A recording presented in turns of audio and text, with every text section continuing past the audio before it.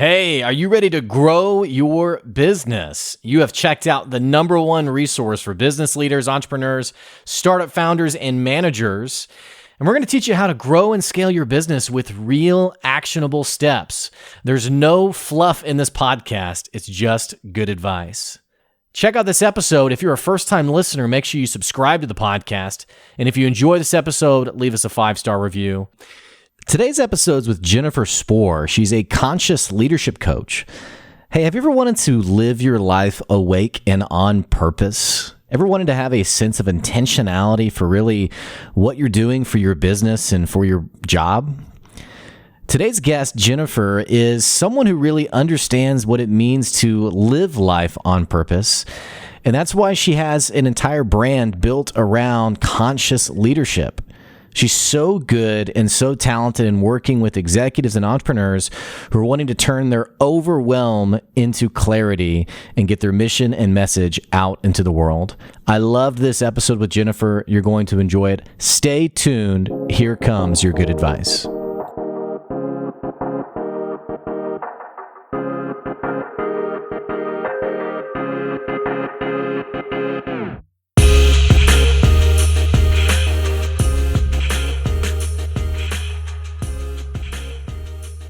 Hey, thanks for checking out another episode of the Good Advice Podcast, bringing you Jennifer Spor today. Jennifer is someone who helps conscious women executives and entrepreneurs turn overwhelm into clarity and get their mission and message out into the world. She's not just a conscious leadership coach, which we're going to talk about that more as we get into the episode. She's also a fellow podcaster, which, hey, what the heck you doing? As soon as this episode's over, you need to go check out her podcast. It is, by the way, I love this name. It is the Awake and On Purpose podcast. It's a phenomenal podcast. You got to check it out. Jennifer, I'm so excited to have you here today. Oh, Blake, I'm stoked. I'm ready to have this conversation. We're going to have fun. Now, I typically don't harass my guests when they come onto my show. But, just the random segue that I have to start with is I say stoked all the time. You just said stoked. Someone just told me, they said, Blake, no one uses that word anymore. You got to move on. And so I feel like, I don't know if you're also dated with me, but I'm like, I feel like this is a good word. The people are telling me I got to get with the times. I don't know. Hey, I like that word. I think it describes accurately how I feel right now, which is excited. And hey, I may have dated myself too, but I don't care. I'm just all for putting it all out there. Absolutely. Now, you and I were talking a little bit before we started, and you mentioned that you're recovering from coronavirus, which we're so glad to see you looking healthy. You seem healthy, but you do have a little bit of a cough. And so definitely for the listeners, if you hear her coughing, it's not because, she's smoking on the side, but that she's recovering from this ridiculous pandemic. So I'm glad, though, that you seem healthy. Yeah, thank you. No, it's all good. It's just, one of those things, right? I always say a lot that it's not about really so much our circumstances. It's more about how we respond to them, right? Absolutely. Yeah. Well, and it almost feels like we all have like a slew of circumstances that we're going to go through. So the earlier you can start thinking about how I'm going to respond, I guess the better off you'll be. I want to dig in specifically to what you do for a living. You've described yourself as a conscious leadership coach. I love this expression of turning overwhelm into clarity. Tell the listeners a little bit more about what you do for a living. Yeah. So conscious leadership, when I think of that, really to me, it means living and leading from the inside out, right? It's all about self-awareness, leading by example, also living on purpose. And that's really what I help people do because I've been here myself as well, which is part of what inspired me to do this type of work, to serve others. But a lot of people have an idea of what they want to do, right? They have a purpose, a dream on their heart. They want to start a business, or they may have already done that, but they're just not sure how to get from here to there. So that's really what I help people with, is I teach them how to forge a deeper connection with their own intuition, because we really all have that inner wisdom, despite so many of us being taught to seek our solutions externally. So I really help people to forge a deeper connection with that intuition, and then to also align their mission or their purpose or their dream with their time, actions, and their energies, right, to achieve the goals that they've set out. I listened to one of your recent podcast episodes, and I believe that you use the term intentionality. That's really what it's about, is learning how to live intentionally. It's amazing that, we can have this dream on our heart as something that we want more than anything. But sometimes when you dig down deeper into the day-to-day of what actions you're taking, how you're feeling, and how you're choosing to spend your time, it's not always aligned. And I believe that that's a big part of the struggle that people experience in terms of achieving those visions that they have, right? Of churning them from something that's in their imagination into a reality. So, what's the stumbling block? What's the disconnect? Because obviously there's people, I think you have people who are totally unaware what that passion is. They just know it's not what they're doing right now, right? And it's like the person they're in the 9 to 5. They're like, I don't know what I want to do. I just know it's not this. But then the person you're talking about, who they're a step farther, they know, okay, yeah, I know what I want to do. Maybe it is start a business. Maybe it is this venture I want to do. But you use this word intentionality. I guess my question is like that lack of intentionality, like what keeps people from, yeah, I know it, and yet I do nothing about it. And I don't mean to sound in any way harsh. It's because I've lived this myself. I think we all have. We can resonate with wanting to do something or achieve something or accomplish something, and yet, days turn into weeks, into months, and then it's like, oh yeah, I forgot about that. Next New Year's, I'll do my resolution for that. What's your take on that? Like, what's your take on the disconnect between and not doing it? There's a lot to unpack from your question. It's mindset is really the biggest piece of it. And our ability to, take what's in our mind or what we're imagining to happen, and to be able to integrate that into our physical reality. So despite the fact that a lot of people, even though they may not think so, they do have an idea of what they want to do, they question whether or not it's actually possible, right? So can I really love what I do and monetize that? The answer is that if you're feeling called to do that, it already means that you're meant to do it. Because I also believe that, God doesn't put ideas or dreams on our heart that aren't meant to be achieved. So a big part of it is the willingness to be open to possibility. What happens so much of the time is that we are stuck in our head space, just meaning that I say this often as well, is that our mind is a faithful servant, right? But it's our soul's guidance that drives our desire for expansion, or to conquer new horizons, right? Or to learn new things. And so our mind makes decisions based upon what it already knows. And it also makes decisions based upon past experiences. So if you're always in that space, well, guess what happens, right? It causes you to stay in a state of confusion and being stuck. And what happens is that a lot of people also don't create the space to expand on their ideas. Does that make sense?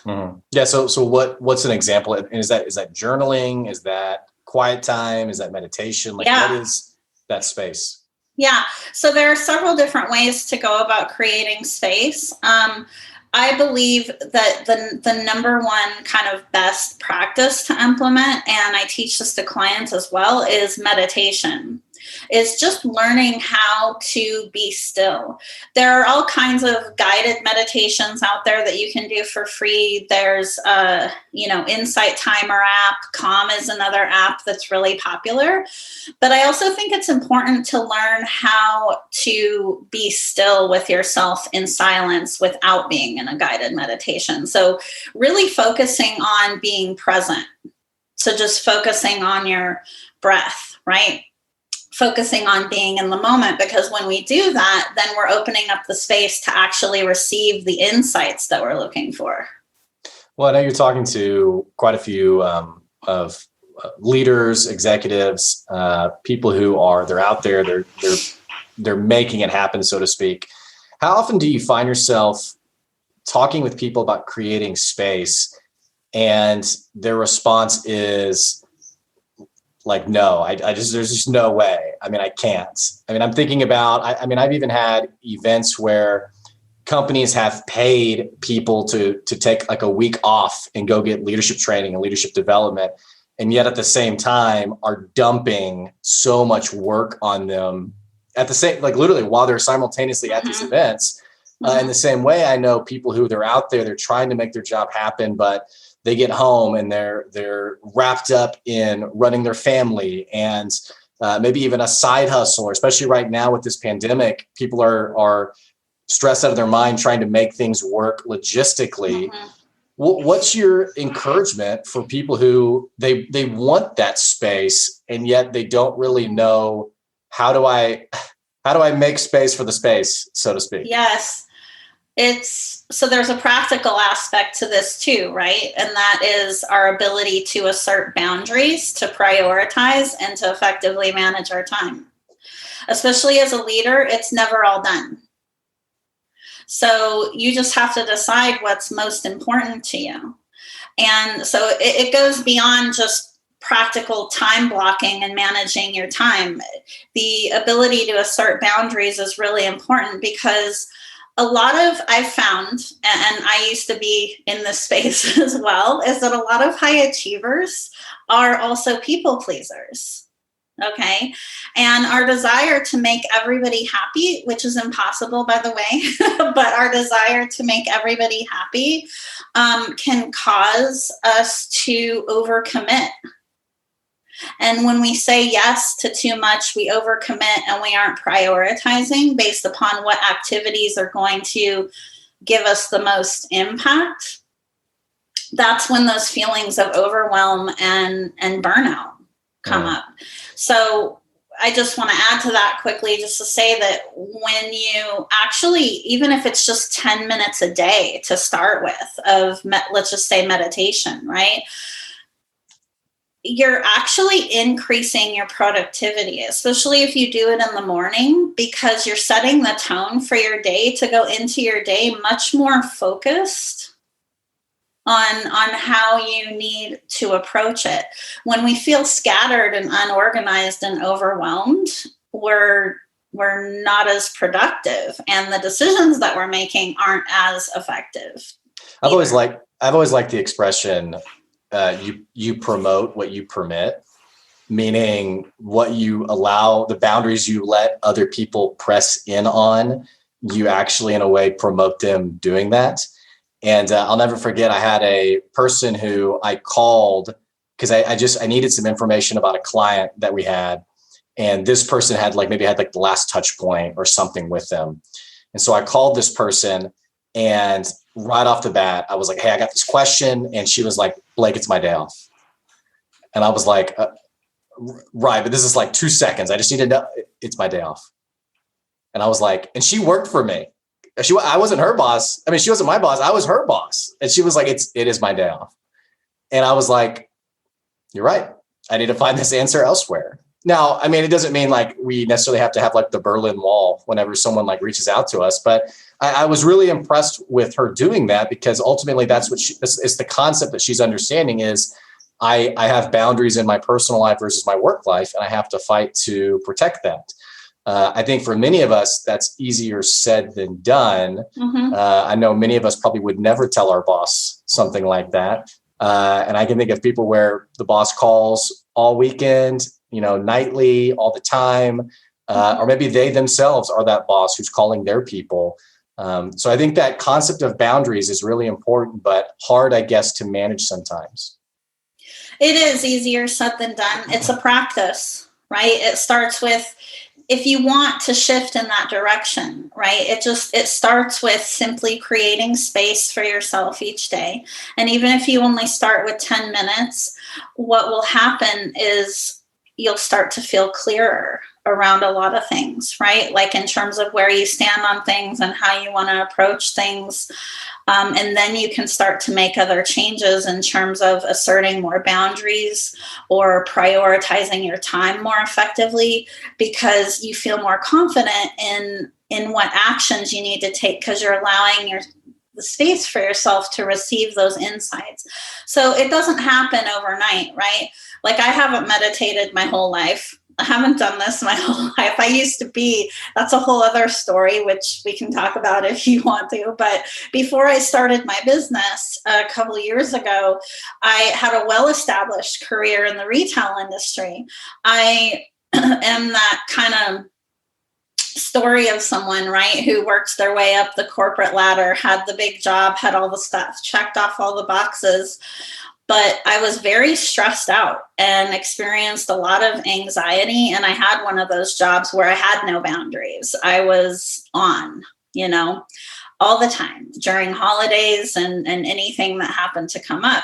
But when I started doing meditation, this was years ago at this point, I actually, used to have to take medication to help manage this anxiety and stress.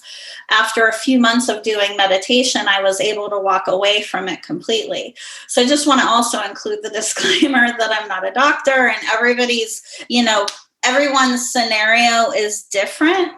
But I want to put emphasis on that point and that part of my story, because the societal programming that many of us experience is so strong around looking outside of ourselves for the quick fix or the solution. And in my example, implementing meditation changed my life, right? And really what allowed me or empowered me to be successful in that was my commitment to being consistent in my practice every day. Right? So there are so many people out there that say that they can't meditate. Well, that's because they don't commit, right, to the consistency of making the shift. Is that sort of like the secret sauce, so to speak, in your mind of a conscious leader? I mean, is it every day I have this commitment of living out with intentionality and sort of like this, I can't think of the word for it, but it's almost like an appreciation for the moment, I guess. Being present. Yeah. So so from an energetic standpoint, right, it's like we can't change the past, okay? And our future only exists in potential. We actually shape our future based upon where we choose to focus our energy in the now. So really all we have is the present moment right now. And that's a big part of being a conscious leader, being an effective leader, is continuing to sharpen that level of self-awareness, to have some type of practices in place each day that happen, that are non-negotiable, that encourage, that consistent growth, right? So meditation's a big one. It's not the end all be all. There's also journaling, right? Journaling can be an effective practice to provide us with an outlet to gain clarity in our thoughts. And it's also a great healing tool as well. Affirmations and visualizations are effective too. But it's really important to focus on how we want to feel as well. Because like I said, your words are really powerful. But what's even more powerful than your words are the energy behind them. So what does that mean? Well, it means that, let's say I don't know, I want to achieve a certain goal, right? Yeah. I can say that I want something, but if inside of me, I don't believe it, is possible, then it's not going to happen. It's kind of like the anti fake it till you make it. It's like, you gotta believe it a little bit, right? And so, I guess you absolutely do. And, that's a day-to-day process. That's an everyday process. How often do you see it be important for people to have not just like those daily affirmations and like that daily time, but also I'm thinking about people who sometimes it almost feels like your dreams or your ambitions are so large that you don't have like a fuel tank that's big enough to sustain it. But if you can have other people who are pouring into that and who are, sort of donating their fuel, so to speak, but they're encouraging, they're affirming you. They're for me as a business owner, my spouse is a great source of that for the days that I am, maybe down or not, I'm unfocused or I'm untethered from that vision. She comes alongside and says, hey, this is what is so important. This is what's so vital, et cetera, et cetera, et cetera. How often have you seen something like that? Not necessarily a spouse, but just people surrounding themselves with affirmers. How often has that been important for people to be that conscious, effective leader? It's vital. It really is. Yeah. It's vital to have some type of support system, right? Whether it's a spouse or just other peers that are like-minded. I think masterminds are invaluable. I mean, obviously, I value private coaching. That's something that I offer to people, but I also feel like masterminds are valuable too, because you're intentionally surrounding yourself with other people who might not be doing the same type of work that you are, but they have similar dreams and aspirations. And so you're able to essentially, not just support each other in the down days, but to celebrate each other as well. Because as humans, we kind of just have the tendency to be more critical of ourselves. So it's just as important in terms of keeping our energy in the right space to celebrate what we're accomplishing. Especially being an entrepreneur, it's no joke, Yeah, it's miserable. Or it's just really hard. It's not sexy. It's the ultimate test of mindset and right. faith, in my opinion. I held a higher level, an executive role in my prior career, and it's a different ballgame. Right. You kind of feel like it, and I made the mistake of thinking this as well. I've managed hundreds of people. I've done all these projects. I have all of this experience. Right. But when it's really you on your own, really right. you responsible for creating that, it's just a whole other level. Yeah. And it almost feels like getting alongside those people with similar journeys. I feel like what's refreshing about that is the sweetness of that. Like, oh, you're going through, I'm really struggling with this client. Oh, you're struggling with the client. Oh my gosh, do we have the same crazy client? Like, this is like really weird how we have the same story, but like the swapping of those stories and like the sharpening of one another, it feels like a lot of us are starved from that. Like, you don't necessarily see that happening naturally on social media, so to speak. Typically what you see happening out in the community is, I don't want to call it posturing, but someone who says like, oh yeah, I just rolled out of bed and I made 10 sales today. And it was great. I was a server at a restaurant and now I'm a multimillionaire. Hey, by the way, buy my book. Like that's kind of what is getting precipitated. And we're not really seeing, I think, these authentic, honest conversations. But it feels like the faster we can get to that point of having those conversations, the better off we all as entrepreneurs will be. But it feels like it's hard sometimes to find that community, it seems. Yeah, definitely. People have the tendency to share what they feel safe sharing, right? I think it's up to us who are on the receiving end of that information to be discerning in terms of what feels true to us, especially online. It's a lot, right? I think people do the same thing with those dating sites too, right? It's like you pretend to be this person. I never Almost understood. 6 feet. Almost 6 feet tall. I never understood the point of that, because at some point you meet the person, and it's kind of the same online, right? It's like,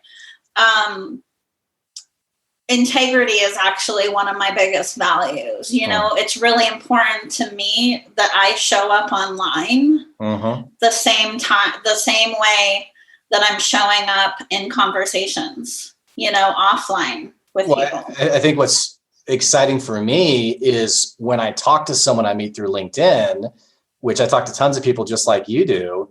And when you meet that person, you realize, oh, wow, okay, this person is that person that gets portrayed on LinkedIn versus the person you sit down with and you're like, okay, you are not the person that you present on LinkedIn. And I think that duality, like that disconnect, I don't know if I would call it a lack of integrity, but I think, like you said, it almost feels like there is this need of integrity, and I'm presenting who I am in all authenticity and honesty. And, I'm not saying I'm a multi-millionaire when really I have like $18 on my account, things like that. But it does feel like when you make that connection and they are who they say they are, that it's almost like that syncing happens so much faster, and that community gets built so much quicker. It almost feels like. Yes, absolutely. I absolutely believe that. And that's something that I teach clients as well, right? It's like, especially as someone who, if you're in the coaching, consulting industry, just the service-based industry, you have it on your heart to help everybody, right? But the truth is that you're not meant to help everybody. So when you're in business, especially online, it's critical to be clear on who you're speaking to, and that translates in your messaging as well. I feel like we're more effective as leaders when we focus on honing in on who it is that we're meant to serve. And it almost feels like building on this conversation of, you can't serve everybody, which I know some of our listeners who are aspiring entrepreneurs who they want to sell to everyone, I think it's already a hard pill to swallow. I think also recognizing that as a leader, while you have a charge to serve everyone who's working for you, also recognizing that you will not be the best leader ever to everyone, because people are just different and they're just hardwired. Yes. I love that you brought that up. That's so important, because especially online, right, there will always be someone who disagrees with you, who thinks you're wrong, who doesn't resonate with whatever it is that you're saying. And that's okay. And so it goes back to mindset, right? You have to have a certain level of confidence and belief in your message, and to be able to put that out there, knowing that out of the gate, there's going to be someone who doesn't resonate with you, and that's okay, because you're not meant to serve them, right? Yeah, it's almost like you're not a loser idiot. It's just that, accepting like people, not everyone's going to be in sync with you. Yeah. Yes. And that goes back to the conditioning that many of us are exposed to from early on in life, around that we want everybody to like us, and that we need to make everybody happy, and that our ability to be liked by other people defines our self-worth and who we are, which isn't true. Yeah. Well, tell me a little bit. I know we're running out of time here. Tell me a little bit more about you specifically. Obviously you're running this incredible business. You're offering this service that is so necessary and needed. You mentioned a little bit your journey from retail into what you're doing now. I'd love to get, as I know I'm opening a conversation point that's hard to talk about, as quickly as possible, but I'd love to at least give the audience a little bit of a glimpse of how did you walk through getting to this point of confidence and security, and again, borrowing a word you used earlier, intentionality. Like how did you walk through that self-reflecting, that really journey of getting to where you are now, where it's like, okay, I get this. and I get it to the point where I've seen the fruits of it that I want to give it to other people. What does that look like for you? Wow. Yeah, that's hard to kind of condense, but basically 30 seconds or less. No, I'm just kidding. Oh my God. Yeah. The answer is how long it took me, a few years, to get to that point.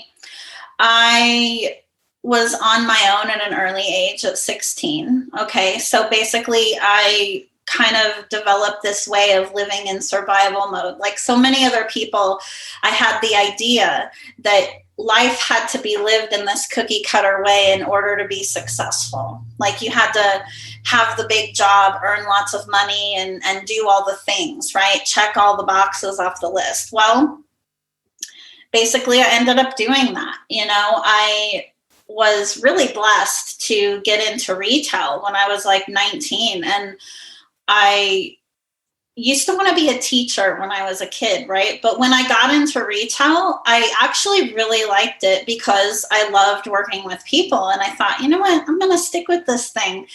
And I made a really successful career out of it. What happened basically is that I reached a point in my life where I had checked all those boxes off the list. There were no more promotions in my work. And so the fog was starting to lift, essentially. I was starting to think about, what's next, right? And then I was starting to become more and more sensitive to the stresses that were associated with the position that I held at the time. So all of that was prompting me to think about what's next, but I didn't take action right away because I was scared because of that programming around that, when you work hard for something, you hold on to it. There was a fear of change. I'd worked in the same industry for so long. I thought, what else could I do? It was actually, so that continued to kind of gnaw away at me, right? Because for anyone listening, when you feel that call to change, it's just easier to answer it because it won't go away. It'll just keep getting stronger and stronger until you do. But it was really the catalyst for taking action to transition careers was when my mom got sick. So my mom was diagnosed with terminal cancer several years ago. And I was living on the opposite end of the country at the time. I was flying back and forth to try to be with her, to try to help out as much as I could while at the same time being on, in that job all the time.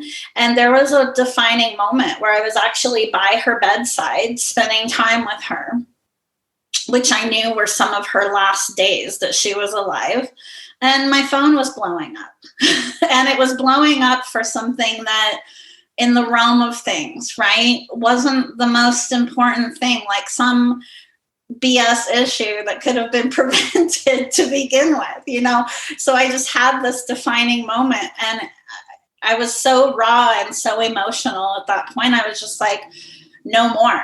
I'm not stuck. I'm not a victim. There's something else for me out there. I can't see what it is, but I know that there is. And that was really the beginning of the end. And I was scared as hell. But what happened was I reached a place where my courage exceeded my fear. So I knew that moving forward, things were going to work out. I didn't know how, but I just knew that they were. So my mom died, and I ended up moving from New Jersey back to Idaho, where I grew up, because I wanted to be closer to the remaining members of my family at that time. And I stepped down from my career. It sounds like a country song, but I stepped down from my role, packed my car, packed my car, headed out west. I stayed on with my company consulting for a while I was deciding what was next. So that didn't happen overnight. It was a process, right? It was through experiencing that part of my transition, or that part of my journey, that gave me clarity on starting my business to get into coaching. Because something else I realized is that the reason why I was in the job I was in for so long is because there was a part of it that was my purpose. The part where I was training people, mentoring people, lifting other people up. I was meant to do that work, but I realized I was dating my purpose, not married to it, right? Because there was this whole other element of my job that I was really good at, but I didn't love it. And I think I'll give a shout out to Kristen Sherry. I think she would call that a burnout skill, right? So it was through going through that journey that I realized what I wanted to do. And I came up with a plan and made it happen. And I was still scared. There was still, because from day one, I've had a virtual business. So there was a whole new level of leaning into my vulnerability, you know, to put myself out there online, to share my story, some, you know, very personal things, you know, with the world. But I also had the mindset of, you know, what's more important to me, to make an impact in the world or to play small and stay hidden in the corner, you know, with my own fears. So that's really how I was able to, you know, adapt the mindset of I'm just putting it all out there because I know that it's helping other people. Right. And that growth it continues to be a journey. I believe we're always eternal students. You know, I think what's really, if I may, beautiful about your story is this really raw, painful moment of losing your mother. And even realizing like I can't think of the word, but like it's really the disconnect in the sense of like your phone's blowing up and it's just like, what am I doing? Like, what is this? Yeah. I think sort of the sweetness of that story is the setbacks we go through in life and how they bring so much clarity for the next thing, right? And how you then you walked into that next moment for you. The other thing I think is really important and incredible about your story is for the listeners who just heard this story, which I'm like, man, I want to watch this movie. Like this sounds just incredible. And we need to have you on again and dig more into this. But at the start of your story, you timed it in the sense of you said it took me about a few years. And I think that sometimes is a big takeaway for the listeners is it really is not an overnight journey. It's something that you have to show up for and commit to day after day after day. It's like my wife is on this new workout routine and she was joking with me. She was like, what the heck? Like, where's my six pack? And I was like, babe, it's been 3 days. It's been like 3 days, you know, it's like, that takes a little while. It's going to take a while. It's going to take a long while. Right. And you know, we're just joking back and forth with each other, but that feels like us as people. It's the human condition is I want it. I think about the girl from Willy Wonka, you know, I want it now, you know, it's like, that's what we think of sometimes, but the version you just gave is this really authentic, and it has like a sweetness to it. It's like the sweetness of life. It's like I was willing to go through the timing of it, and now I'm reaping the clarity and like the authenticity and like all these incredible parts. And I want to give you a second to respond to that, but I also know you have a hard stop. We're actually at the end of our episode. So I'll let you respond to that, but I'll also will say, hey, if you have anything else you want to share for how the listeners can follow up with you, who can engage with you, who can connect with you, if you can also speak to that as well, that might be a good way for us to close. Yeah. So I want to reiterate what you said quickly, which is that it's not an overnight process, but there's also a time in our journey where it makes sense for us to reach out for support, right? Which is what inspired me to do this work, because I was like, hey, I know there are other people going through this, and that through offering services where I can support them to get through the how, right? To avoid some of the potholes or rabbit holes, I should say, I fell into, you know, that's where I think coaching, consulting, just receiving the right type of support for what you want to achieve can really expedite your path forward. So can you figure it all out on your own? Yes. But sometimes getting the right kind of support can help you, you know, expedite that path.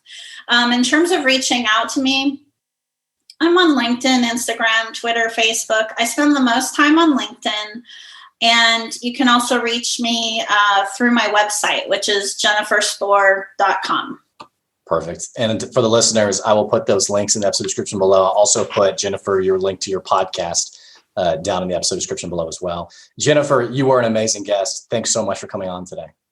Oh, thank you. I love being on. Thanks so much. Of course. For our listeners, hey, if you've never subscribed to the podcast, what the heck are you waiting on? Click that subscribe button so you can keep getting good advice wherever you are. Also, don't forget that we are on Patreon. You got to check out the podcast, patreon.com/good advice. You can even be a sponsor for the podcast and get your business advertised at the start of every show. Check that out, learn more about that. And also there's plenty of other perks for you there. As always, thank you for your continual support for the podcast. We so appreciate it. Stay tuned. Next week, we'll have some more good advice coming your way. See you later.